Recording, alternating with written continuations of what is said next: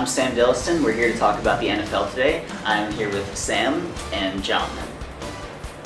For the first question, we'd like to talk about the Cincinnati Bengals.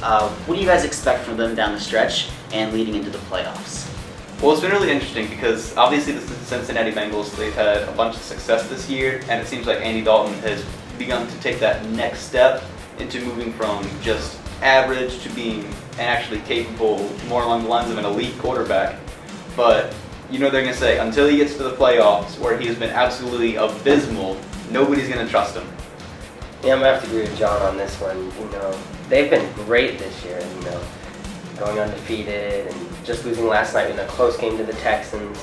But they just don't have the stamina to complete a whole season and run through the playoffs. So I think this is just a foreshadow of what's going to happen. I'm all in with you guys. Just seeing them lose 10-6 to the Texans the other night, that's what the Bengals are to me. Andy Dalton choking in prime time and not being able to close out the deal. So they'll get to the playoffs obviously, but I could see them losing the first round. I wouldn't be too surprised. The next question about Peyton Manning's decline. How do you guys, obviously he's been recently injured, do you guys see him coming back at any point in the season, or do you just have general thoughts on his injuries and him trying to play through it? Listen, Peyton Manning's been a great quarterback, an elite top-of-the-line quarterback for several years. I mean, just winning the MVP in the recent years. But man, he looks different just in the past calendar year. It started in November of last season, and it's just piled on. He can't even throw anymore. He went 5 for 15 for 35 yards and 4 interceptions last week. That's no good. Yeah, Peyton Manning. I love Peyton Manning. I grew up watching him play, and he is a great quarterback, one of the all-time greats. And he's just been kind of crumbling apart. I don't know whether that's due to age or, I think it's still a little too early to tell what's kind of going on with that. I'm hoping that he can recover and maybe squeeze out a few more games this season or maybe another year, who knows. But as of right now, it looks like he is walking out the door. I'd agree. I mean, prior to, like you said, November of last year and this season, I considered him possibly the greatest of all time, just seeing, the numbers he put up in that Denver offense. But obviously, like with the foot injuries, I don't know if it was a foot injury last year, but obviously this year, his arm doesn't look the same since neck surgery. He looks like he's falling apart, and it's sad because, we love Peyton Manning, like we love seeing him over the years, but it's going to be tough to recover from this. And Osweiler looked good when he filled in, so it may be, the future's bleak for Peyton. All right, guys, next question. It's going to be about, Tom Brady. What do you guys think of Tom Brady this year? Can he continue his success? Do you guys, general thoughts on him playing forever, playing till he sucks? Man, Tom Brady is on a rampage right now, though. But it's not just Tom Brady. He has an amazing team, and that's for sure. Weapons, he knows how to place the ball in multiple receivers' hands and his running backs. But a note to that, his team is starting to fall apart just a little bit. Just lost Julian Edelman this past weekend. Deion Lewis is gone now. So, as he said himself, this is not that team that went undefeated. It's a different team. And so it's important to keep an eye on that team and to see if it remains healthy, the offensive line, that's a key part. And so as long as the team remains healthy, I think they will, Tom Brady will keep doing what he does. Exactly. You talked about the offensive line, a couple of defensive players. Jamie Collins has been hurt. They've got some corners that have been down. Terrell Brown is hurt. Then again, Tom Brady, he haunts my dreams. Like he will forever just haunt me as a Bills fan. I can't get around it. He'll probably play until he's 45. He'll probably play past 45 to me. He's fantastic. It's it's tough for me to say that, but he is. He might be the greatest of all time, and I don't expect much to slow him down. Like you said, Edelman might hurt him a little bit. Amendola's filling in now. He looked okay when he filled in the last game against the Giants, but we'll have to see.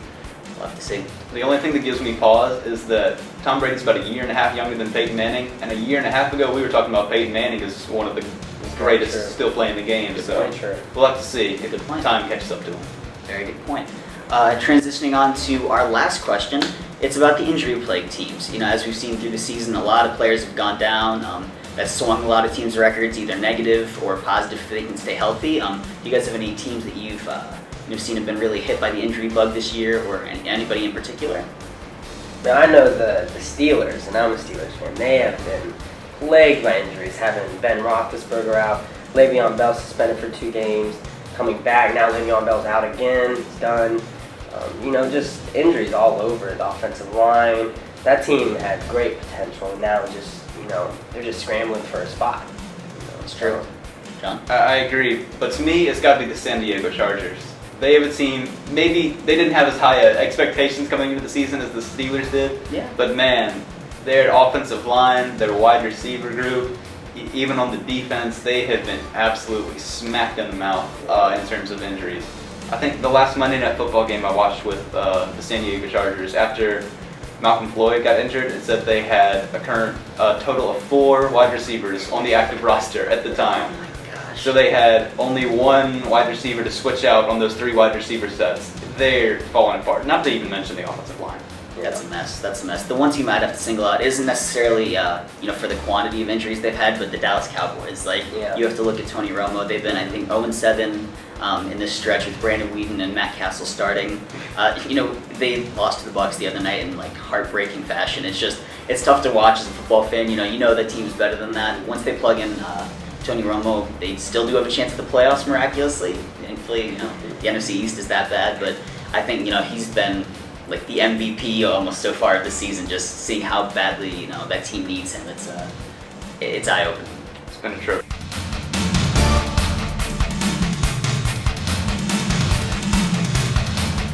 Welcome back to the Sports Podcast.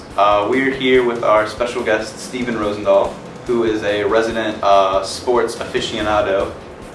He's very smart about all things sports. And we're going to ask him 10 things that you should definitely, absolutely, 100% know about sports. Are you ready? Sure, go for it. Okay, your first question. What city do the Steelers play in? Pittsburgh, I know that. Oh, I'm correct. wearing a Carnegie Mellon sweatshirt. That's very true. I'm proud of you for that one. All right, name 3 NFL teams that made the playoffs last year. I don't know what the playoffs are, so the Seahawks, the Patriots, and the Bengals, because I love the Bengals. Oh my there you go. gosh. Wow. Okay. That's 2 for 2. John, you undersold him. I know. He's pretty smart. He got those Seahawks and the Bengals. Okay. All right. Name 2 players for the New York Giants football team. I have no idea. I don't know anybody on the New York Giants football team. I didn't know they had a football team called the Giants. What? All right, so we'll mark that down as an X. All right, still doing well. All right, who is the most decorated Olympian of all time? Mike Phelps. Nice. Correct. Nice. All right, number 5. How many minutes are in a professional soccer game? 90. Doing Correct. very well. All right. Which one of the following sports does not use a ball? Tennis, golf, ice hockey, or polo?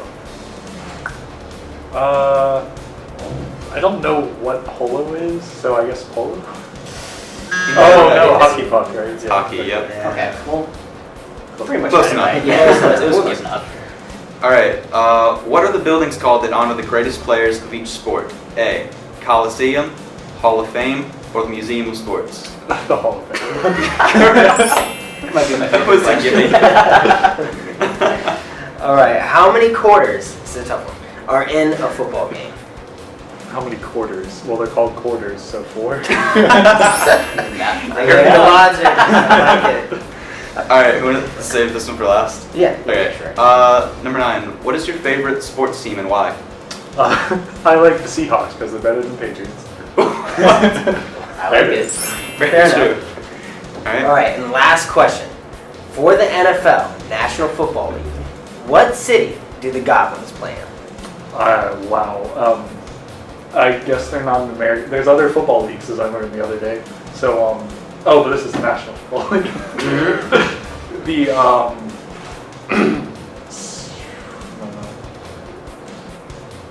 I don't know, the New York Goblins. The Goblins. I have no Close. That's a solid guess. That was actually a trick question. There is no goblins in idea. Alright, well, We wanted to see if we could trick you up, but I think overall you did pretty well. well, I That's didn't- amazing. Yeah, I lost count, but the number will be right here for how many you got right. So I think it was Well 8. done. I think you got 8? 8 right. Yeah. 8 out of 10.